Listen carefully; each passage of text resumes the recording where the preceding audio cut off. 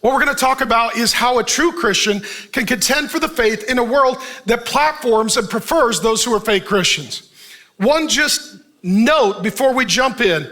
What we're talking about is contending Christians, Jude 3, not contentious Christians.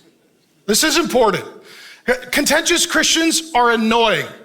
Okay, and that's not a spiritual gift, right? It's like you have the gift of service, I have the gift of annoying. That's not a gift. These are people who are critical in their spirit. They're not discerning, they're critical in their spirit. They listen to teachers and they're just waiting for one thing they can disagree with so that they can attack and criticize. They're not coming to learn or listen or grow, but to control, to attack, and to malign. These are people that are never happy. Contentious Christians are never happy. We want to be a joy-filled, loving, happy, spirit-filled place that takes God seriously, but not ourselves. Amen? And what happens with contentious Christians, and I want you to know this if you're a contentious Christian. If you're a contentious Christian, you're not fun.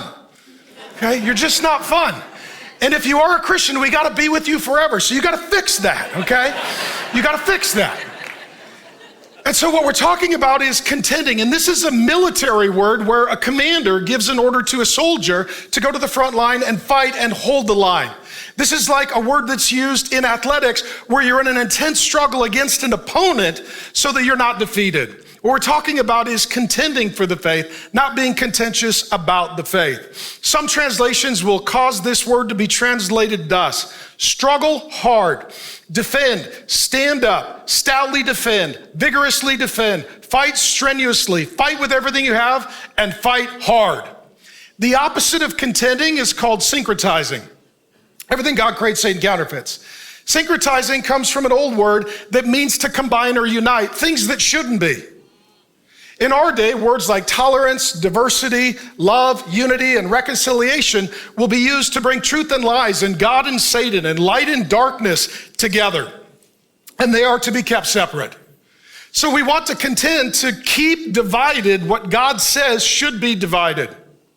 And so let me just say this as well. There are two ways or two things that I believe would be particularly helpful for you to learn to contend. The first is, I'm going to teach you a new word. You ready? No.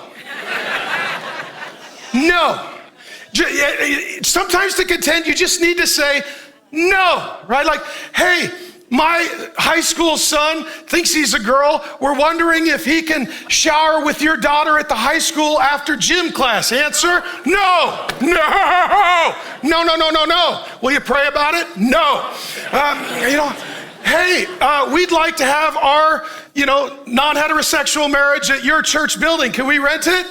No, no, no, no, no, no, no, no. Hey, when Pastor Mark is out, can we bring in people from other religions to preach so that your people can learn about other gods that are actually demons in disguise? No. Hey, all the neighbors got a BLM sign. We got an extra one. Do you want it? No. Okay, so on the count of three, we're all just going to practice how to contend for the faith. We're all going to say no. 1, 2, 3. No. Okay, there you go. You did a good job. Take that home. Okay, next one. Because we are not ashamed of the gospel of Jesus Christ. We are not ashamed of the gospel of Jesus Christ. We are not. I have a personal relationship with Jesus, and if one of us is going to be ashamed of the other, it should be him. Right? He should look at me and be like, I can't believe I'm with that guy. If one of us is going to be embarrassed of the other, I'm certainly not going to be embarrassed or ashamed of Jesus. And if he's willing to hang out with me, I'm in. I wouldn't even hang out with me. So if he wants to hang out with me, that's a great idea. Thanks for joining me. My name is Pastor Mark. I've been teaching the Bible for more than 3 decades and head on constant collisions with woke culture. And I would love to get you more Bible teaching. 2 things you can do. Go ahead and watch the sermon in total and also subscribe to the channel. And I'll just keep sending you Bible teaching and we'll have a lot more fun together.